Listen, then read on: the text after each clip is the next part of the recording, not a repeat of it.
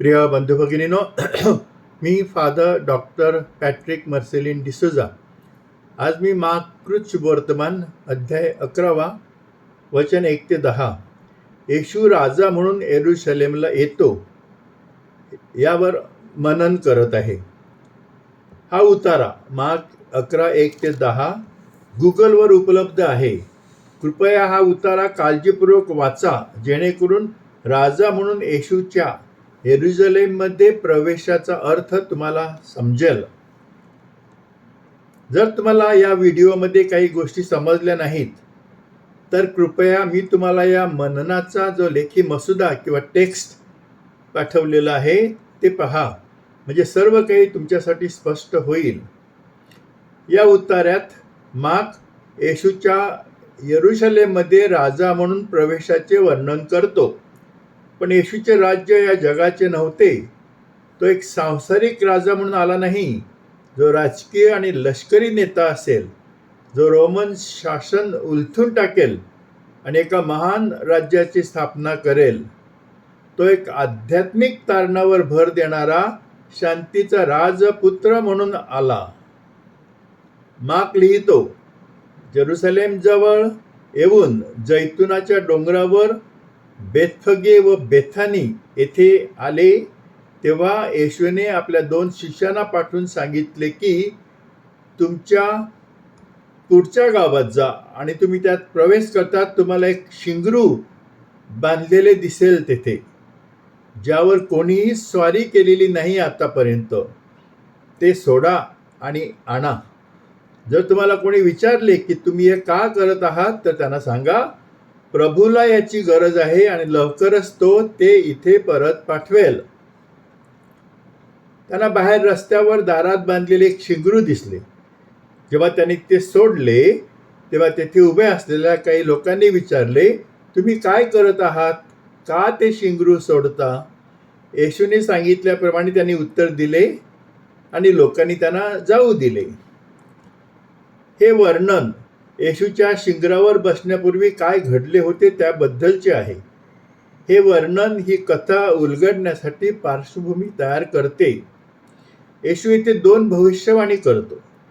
प्रथम तो त्यांना सांगतो, तुमच्या पुढे असलेल्या गावात जा आणि तुम्ही त्या गावात प्रवेश करताच तेथे तुम्हाला एक शिंगरू बांधलेले आढळेल, ज्यावर कोणीही स्वारी केलेली नाही. ते सोडा आणि इथे आणा. मार्क 11:2. दुसरे म्हणजे येशू त्यांना असंही सांगतो, जर कोणी तुम्हाला विचारलं की तुम्ही हे का करत आहात तर सांगा, प्रभूला याची गरज आहे आणि तो ते लवकरच येथे परत पाठवेल. मार्क 11:3. ही दोन्ही भाकिते खरी ठरतात. पुढे गावात प्रवेश करताना त्यांना एक शिंगरू बांधलेले आढळले आणि त्यांनी ते सोडले.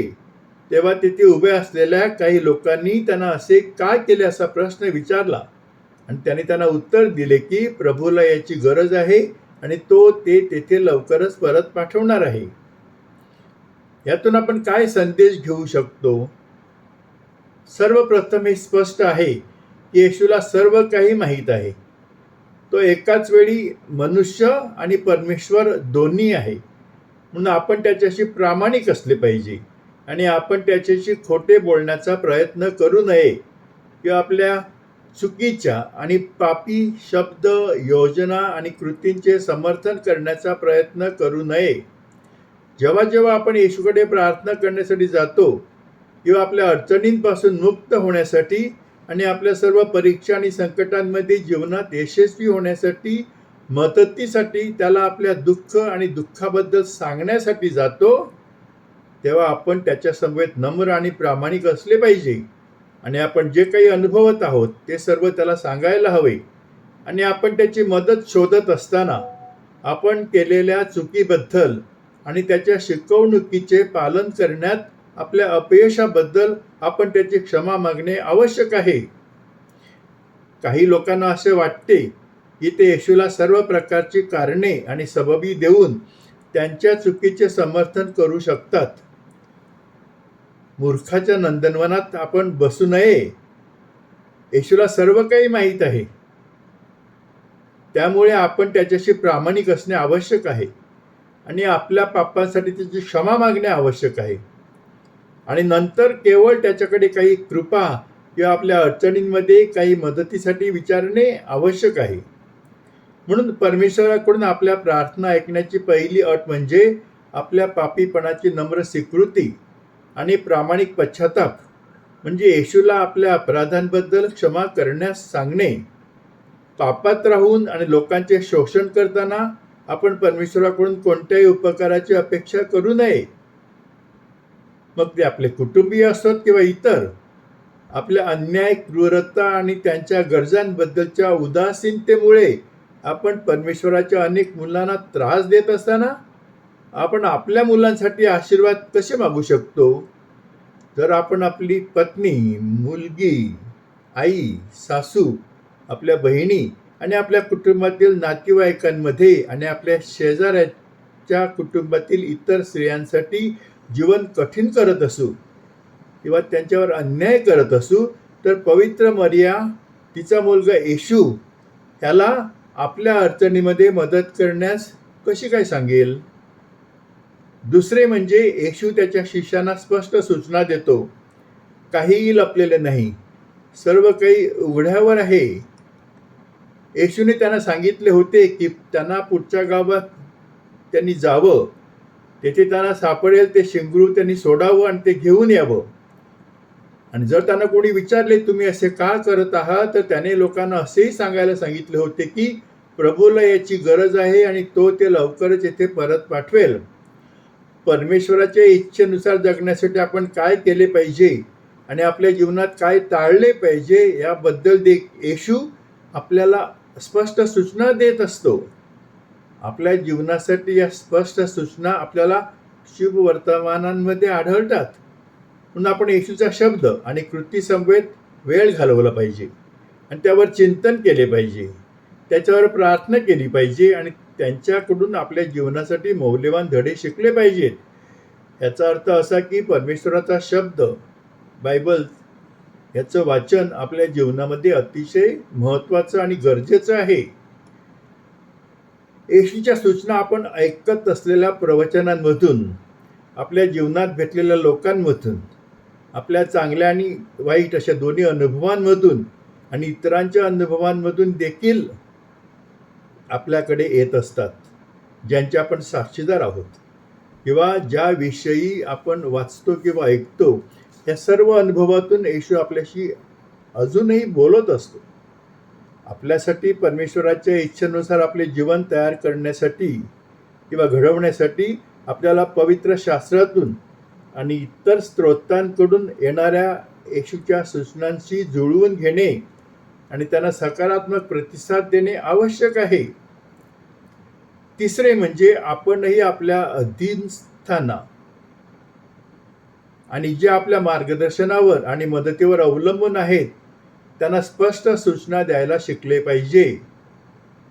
परंतु त्यासाठी आपल्याला काय साध्य करायचे आहे आणि आपले इच्छित ध्येयाबद्दल आपल्या मनात स्पष्ट कल्पना असणे आवश्यक आहे. जेव्हा त्यांनी शिंगरू येशूकडे आणले आणि त्यावर आपले झगे टाकले, तेव्हा तो त्यावर बसला. पुष्कळ लोकांनी आपले कपडे रस्त्यावर पसरले, तर काहींनी शेतात कापलेल्या फांद्या पसरल्या. जे पुढे गेले आणि जे मागे गेले ते ओरडले, होसान्ना, जो प्रभूच्या नावाने येतो तो धन्य. आमचे वडील दावीद यांचे येणारे राज्य धन्य आहे. सर्वोच्च स्वर्गात होसान्ना. मार्क 11:7-10. मार्कच्या शुभवर्तमानात नमूद केलेल्या कथनापेक्षा येशूच्या पुढे गेलेल्या लोकांच्या आणि त्याच्या मागे गेलेल्या लोकांच्या कथनाच्या भिन्न भिन्न आवृत्त्या आपल्याला मत्तेय, लूक आणि योहान यांच्या शुभवर्तमानामध्ये आढळतात. आणि उदाहरणार्थ मार्क मध्ये सांगितलेलं आहे आणि मत्तेमध्ये त्याच्या पुढे जाणारे आणि पाठोपाठ येणारे लोक मोठ्याने ओरडले, दाविदाच्या पुत्रा होसान्ना, जो प्रभूच्या नावाने येतो तो धन्य. सर्वोच्च स्वर्गात होसान्ना. लूक 19:38, प्रभूच्या नावाने येणारा राजा धन्य आहे. स्वर्गात शांती आणि सर्वोच्च वैभव होसान्ना. योहान 12:13 मध्ये सांगितलं आहे, धन्य तो जो प्रभूच्या नावाने येतो. इस्रायलचा राजा धन्य. होसान्ना. साहजिकच कोणीही गोंधळून जाऊ शकतो आणि विचारू शकतो, जर येशूच्या येरुशलेममध्ये राजा म्हणून प्रवेश करण्याची घटना एकच आहे, तर या घटनेच्या वेगवेगळ्या शुभवर्तनामध्ये जमावाच्या उच्चारांच्या वेगवेगळ्या आवृत्त्या का आहेत? सर्वप्रथम आपण आपल्या कल्पनेत येशूच्या मागे जात असलेल्या गर्दीच्या दृश्याची पुनरावृत्ती केली पाहिजे आणि मोठ्या उत्साहाच्या आणि उत्स्फूर्ततेच्या वेळी त्यांना जे योग्य वाटले ते ओरडत होते. आणि आपल्याला लवकरच समजेल की लोकांचे वेगवेगळे गट वेगवेगळ्या गोष्टी बोलत आहेत. येरुशलेममध्ये राजा म्हणून येशूचा प्रवेश होत असताना त्या 4 सुवार्तिकांनी त्या लोकसमुदायामध्ये आणि येशूच्या मागे येणाऱ्या लोकांच्या मोठ्याने ओरडण्यामध्ये त्यांनी स्वतः जे काही ऐकले ते त्यांनी रेकॉर्ड केले. त्यामुळे त्याच वेळी जमाव काय ओरडत होता याच्या वेगवेगळ्या आवृत्त्या आहेत. यात काही असामान्य किंवा अवघं असं काहीच नाही. तथापि आपण हे लक्षात घेतले पाहिजे की काही गोष्टी अशा आहेत की जे लोकांच्या विविध गटांच्या ओरडण्यामध्ये सामान्य आहेत. जरी ते या महान घटनेबद्दल त्यांचा विश्वास आणि त्यांच्या भावना व्यक्त करण्यासाठी वेगवेगळे शब्द वापरत असतील तरीही. आता लोकांचे हे सर्व उच्चार येशूबद्दल काय सांगतात? येशूच्या पुढे जाणाऱ्या आणि त्याच्या मागे गेलेल्या लोकांचे सर्व वचन येशूबद्दल पुढील गोष्टी सांगतात. 1. येशू प्रभूच्या नावाने येतो आणि तो आशीर्वादित आहे. 2. येशू इस्रायलचा राजा आहे, तो दाविदाचा पुत्र आहे. या दोन्ही वचनामध्ये येशूला राजा म्हणून संबोधले जाते. 3. येशू हे परमेश्वराचे राज्य आहे. मार्क 11:7-10. त्याला आपले वडील दाविदाचे येणारे राज्य म्हणून संबोधतो. 4. येशू स्वर्गात शांती आणि सर्वोच्च स्थानावर गौरव आहे. लूक 19:38. येशूचे राज्य. येशू राजा होता का? ह्याचं उत्तर नाही आणि होय दोन्ही आहे. जेरुसलेममध्ये प्रवेश करताना घोड्यावर बसून न राहता शिंगरूवर बसून लोकांच्या मनावर बिंबवण्याचा अर्थ तो ऐहिक अर्थाने राजा नव्हता, हाच आहे. रोमन राजवट उलथून टाकणारा आणि समृद्धी, न्याय आणि शांतता असेल अशा राज्याचे स्थापन करणारा तो एक राजकीय नेता असेल या विचाराने लोकांनी त्याचे राजा म्हणून स्वागत केले. पण त्याचे राज्य या जगाचे नव्हते. येशूच्या राज्याचा खरा अर्थ कोणीतरी सुंदरपणे व्यक्त केला आहे तो असा: विजय प्रवेश हे येशूच्या मशीहत्वाचे आणि राज्यत्वाचे प्रतीक मानले जाते. तथापि रोमन साम्राज्य किंवा राजवट उलथवून टाकणारा राजकीय आणि लष्करी नेता म्हणून जमावाची येशूकडून अपेक्षा करणे हे येशूचे खरे ध्येय नव्हते.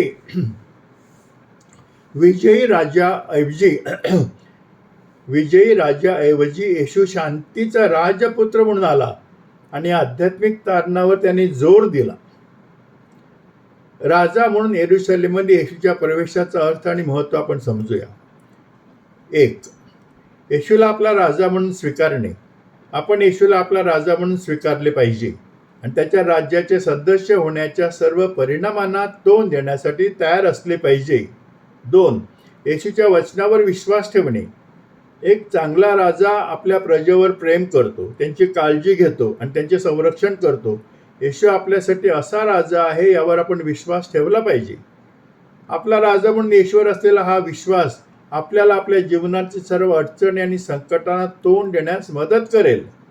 आपल्या सर्व समस्यांसह आपण त्याच्याकडे जाणे आवश्यक आहे, कारण त्यानेच आपल्याला वचन दिले आहे की तो आपल्याला आपल्या समस्यांना तोंड देण्यास मदत करेल. जेव्हा त्याने घोषित केले होते, अहो सर्व कष्टकरी आणि ओझे वाहणाऱ्यांनो माझ्याकडे या आणि मी तुम्हाला विश्रांती देईन. मत्ते 11:28. 3. आपण विश्वास ठेवला पाहिजे की पृथ्वीवर अशी कोणतीही शक्ती नाही जी एखाद्या व्यक्तीला महत्त्व देऊ शकते. परमेश्वर न्यायाधीश आहे. कोण महत्त्वाचे असेल तो ठरवणार आहे. तो एका माणसाला वर उचलतो आणि दुसऱ्याला खाली आणतो. स्तोत्र 75:6-7. म्हणून आपण येशू राजाच्या शिकवणीनुसार आपले जीवन जगले पाहिजे आणि आपल्यासाठी त्याच्या इच्छेनुसार स्वतःला समर्पित केले पाहिजे. 4. धर्मग्रंथांनी घोषित केल्याप्रमाणे परमेश्वराला काही अशक्य नाही यावर आपण विश्वास ठेवला पाहिजे. लूक 1:37 परमेश्वराला काही अशक्य नाही. मत्तेय 19:26 आणि मार्क 10:27 मनुष्यासाठी अशक्य आहे पण परमेश्वराला सर्व काही शक्य आहे. फिलिप्पीकरास पत्र 4:13 पौल पुष्टी करतो की जो त्याला बळ देतो त्याच्याद्वारे तो सर्व काही करू शकतो. आणि इर्मया 32:17 इर्मयाने स्वर्ग आणि पृथ्वीचा निर्माणकर्ता म्हणून परमेश्वराची स्तुती केली जो परमेश्वर काही करू शकतो. म्हणून आपण आपल्या आयुष्यात कधी आशा सोडू नये. याचा अर्थ असा आहे की जो येशूला राजा मानतो त्याने जीवनात जे काही करायचे आहे ते सोडण्याचा विचार करू नये.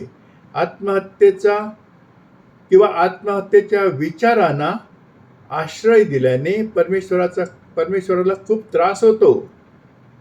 आपले आयुष्य किती कठीण आणि असह्य झाले तरी जीवन संपवण्याच्या मोहाला बळी पडू नये.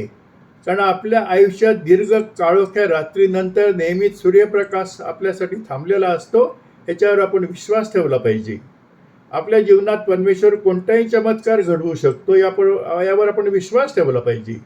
आणि आपल्या जीवनातील अडचणींमुळे आपण पूर्णपणे जरी पराभूत झालो किंवा शेवटी दारामध्ये उभ्या असलेल्या मृत्यूला आपल्याला सामोरे जावे लागले तरी परमेश्वर आपल्याला एका उंच शिखरावर नेईल, नवीन आणि विलक्षण अस्तित्व देईल असा विश्वास आपण ठेवायला हवा.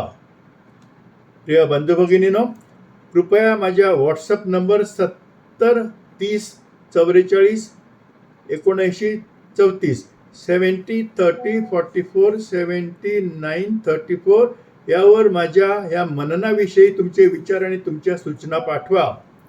ज्यावर तुम्ही प्रेम करता आणि जे तुमच्यावर प्रेम करतात त्या सर्वांना हे मनन पाठवा.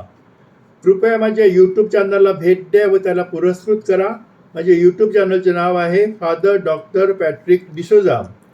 मी परमेश्वराकडे प्रार्थना करतो की त्याने तुम्हाला प्रेमात, आनंदात आणि आरोग्यात ठेवावं आणि तुमच्या सर्व इच्छा, आकांक्षा व स्वप्ने त्याच्या इच्छेप्रमाणे पूर्ण करावीत. आभारी.